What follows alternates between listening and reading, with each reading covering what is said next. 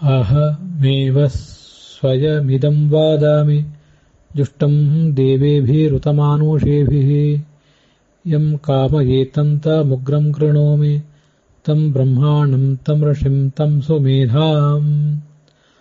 ಅಂಬರಣಿ ಸೂಕ್ತದ 5ನೆಯ ಮಂತ್ರ ಇದು. ಲಕ್ಷ್ಮೀದೇವಿ ಹೇಳ್ತಾ ಇದ್ದಾಳೆ, ತಾನು ಯಾರನ್ನು ಬೇಕಾದರೂ ಅವರವರಿಗೆ ಉಚಿತವಾದಂತಹ ಪದವಿಗೇರಿಸಬಲ್ಲೆ ಅಂತ.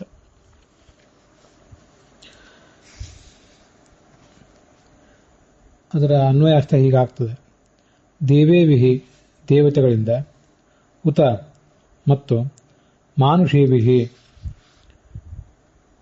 ಜ್ಞಾನಿಗಳಿಂದ ಅಥವಾ ಮನುಷ್ಯರಿಂದ.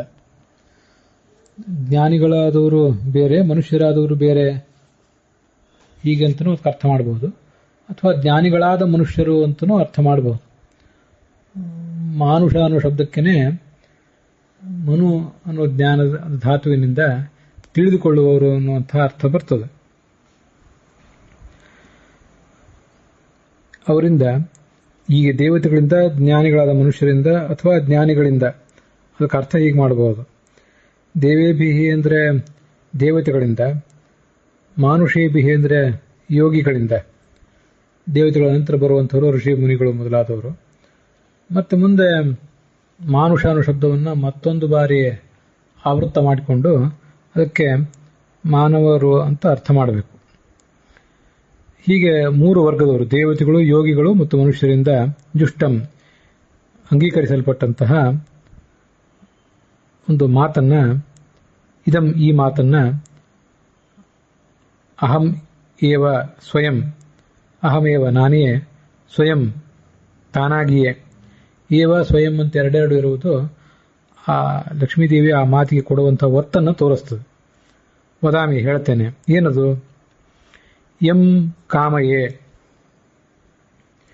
ಯಾರನ್ನ ನಾನು ಬಯಸುತ್ತೇನೋ, ಯಾರನ್ನ ಹಾಗೆ ಮಾಡಬೇಕು ಅಂತ ಬಯಸ್ತೇನೋ, ತಂ ಆಯಾ ವ್ಯಕ್ತಿಯನ್ನ, ಉಗ್ರಂ ರುದ್ರ ಪದವಿಯಲ್ಲಿ ಇರುವವನನ್ನಾಗಿ, ರುದ್ರ ಪದವಿಗೆ ಆರೂಢನನ್ನಾಗಿ ಕೃಣೋಮಿ ಮಾಡ್ತೇನೆ. ಮತ್ತೆ ಎಂ ಯಾರನ್ನು, ಕಾಮಯೇ ನಾನು ಹಾಗೆ ಬಯಸ್ತೇನೋ, ಅವನನ್ನು, ಬ್ರಹ್ಮಾಣಂ ಬ್ರಹ್ಮ ಪದವಿ ಪಡೆದವನನ್ನಾಗಿ ಮಾಡ್ತೇನೆ, ಕೃಣೋಮಿ ಮಾಡ್ತೇನೆ. ಎಂ ಯಾರನ್ನು ಕಾಮಯ ಬಯಸ್ತೇನೋ, ಅವನನ್ನು, ಋಷಿಂ ಋಷಿಯನ್ನಾಗಿ ಕೃಣೋಮಿ ಮಾಡ್ತೇನೆ. ಎಂ ಯಾರನ್ನು ಕಾಮಯೇ ನಾನು ಬಯಸ್ತೇನೋ, ನಾನು ಹಾಗೆ ಮಾಡಬೇಕು ಅಂತ ಬಯಸ್ತೇನೋ, ಅವನನ್ನು ಸುಮೇಧಾಂ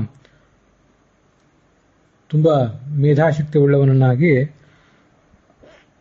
ನಾನು ಮಾಡ್ತೇನೆ ಅಂತ ಲಕ್ಷ್ಮೀದೇವಿಯ ಅಭಿಪ್ರಾಯ.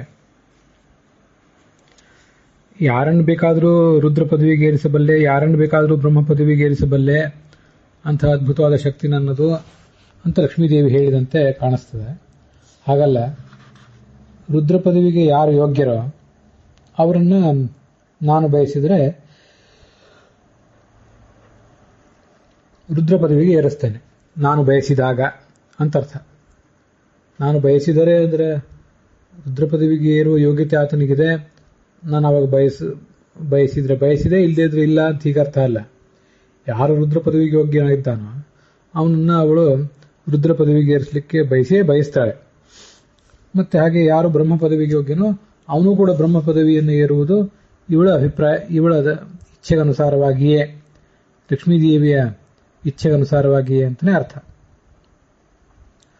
ಹೀಗೆ ದೇವತೆಗಳು, ಋಷಿಗಳು, ಯಾರು ಋಷಿ ಪದವಿ ಆರೂಢರಾಗಿದ್ದಾರೋ ಅವರು ಋಷಿ ಪದವಿಯನ್ನು ಏರುವುದು ನನ್ನ ಅನುಗ್ರಹದಿಂದಲೇ.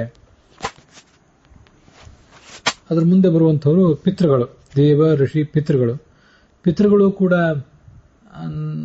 ಅವರವರ ಪದವಿಯಲ್ಲಿರುವುದು ನನ್ನ ಅನುಗ್ರಹದಿಂದ ಅಂತಲೇ ಅದಕ್ಕೆ ಅರ್ಥ. ಅದು ಇಲ್ಲಿ ಬಂದಿಲ್ಲ, ನಾವು ತಿಳ್ಕೊಳ್ಬೇಕು.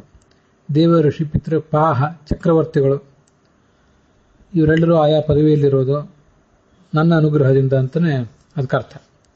ಇದನ್ನ ಎಲ್ಲರೂ ಕೂಡ ತಿಳ್ಕೊಂಡಿದ್ದಾರೆ. ಅಜ್ಞಾನಿಗಳಿಗೆ ತಿಳಿದೇ ಇರಬಹುದು, ಆದರೆ ದೇವತೆಗಳಿಗೆ, ದೊಡ್ಡ ದೊಡ್ಡ ದೇವತೆಗಳಿಗೆ ನನ್ನ ಮಹಿಮೆಯ ಅರಿವಿದೆ. ಮತ್ತೆ ಉಳಿದೆಲ್ಲ ಯೋಗಿಗಳಿಗೆ, ಋಷಿಗಳಿಗೆ ನನ್ನ ಮಾತಿನ ತಾತ್ಪರ್ಯ ತಿಳಿದಿದೆ. ಜ್ಞಾನಿಗಳಾದಂತಹ ಮನುಷ್ಯರು, ಅಜ್ಞಾನಿಗಳಾದವರು ತಿಳಿದಿರ್ಲಿಕ್ಕಿಲ್ಲ, ಆದರೆ ಜ್ಞಾನಿಗಳಾದಂತಹ ಮನುಷ್ಯರು ಕೂಡ ನನ್ನ ಮಾತಿನ ತಾತ್ಪರ್ಯವನ್ನ, ನನ್ನ ಶಕ್ತಿಯನ್ನ ಅರಿತವರೇ ಆಗಿದ್ದಾರೆ. ಹೀಗೆ ದೇವ, ಋಷಿ, ಪಿತೃಪ ಇತ್ಯಾದಿ ಪದವಿಗಿರುವುದಾಗಲಿ, ತಮ್ ಸುಮೇಧ, ಯಾರಿಗೆ ನಾನು ಬುದ್ಧಿ ಕೊಡಬೇಕು ಅಂತ ಅಪೇಕ್ಷೆ ಪಡ್ತೇನೋ ಅವರಿಗೆ ಬುದ್ಧಿ ಸಿಗ್ತದೆ. ಅವ್ರನ್ನ ಬಿಟ್ಟು ಬೇರೆ ಯಾರಿಗೂ ಕೂಡ ಬುದ್ಧಿ ಸಿಗೋದಿಲ್ಲ. ಹೀಗೆ ಶಾಸ್ತ್ರದ ಸಕಲ ಶಾಸ್ತ್ರಗಳ ಅಭಿಮಾನಿನಿ ದೇವತಾ ಲಕ್ಷ್ಮೀದೇವಿ, ವೇದಾಭಿಮಾನಿನಿ. ಆದ್ದರಿಂದ ಅವಳ ಅನುಗ್ರಹದಿಂದಲೇ ನಮಗೆ ಶಾಸ್ತ್ರದ ಶ್ರವಣ ಆಗಬೇಕು, ಮತ್ತೆ ಅವಳ ಅನುಗ್ರಹದಿಂದಲೇ ಶಾಸ್ತ್ರದ ಮಾತುಗಳ ತಾತ್ಪರ್ಯ ಗೊತ್ತಾಗಬೇಕು. ಹೀಗೆ ನಮ್ಮ ಬುದ್ಧಿಶಕ್ತಿ, ನಮ್ಮ ಶ್ರವಣ ಶಕ್ತಿ ಇದೆಲ್ಲವೂ ಕೂಡ ಅವಳನ್ನೇ ಅವಲಂಬಿಸಿದೆ ಅಂತ ತಾತ್ಪರ್ಯ. ಅವಳ ಅನುಗ್ರಹದಿಂದಲೇ ವ್ಯಕ್ತಿಯಾದವನು ಬುದ್ಧಿವಂತ ಅಂತ ಕರೆಸಿಕೊಳ್ಳುವುದು. ಇದು ಒಟ್ಟಾರೆ ಈ ಮಂತ್ರದ ತಾತ್ಪರ್ಯ.